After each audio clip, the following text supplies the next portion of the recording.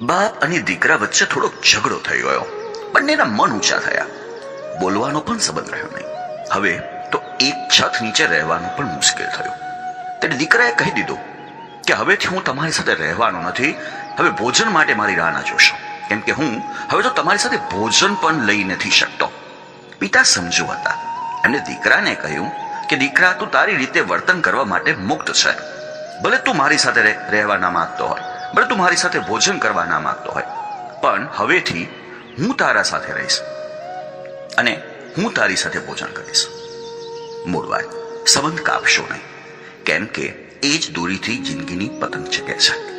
આપણે જાણીએ છીએ કે સિક્કાની બે બાજુ હોય છે અને બંને બાજુ એકબીજાથી વિરુદ્ધ, તેથી એકબીજાને જોઈ નથી શકતા.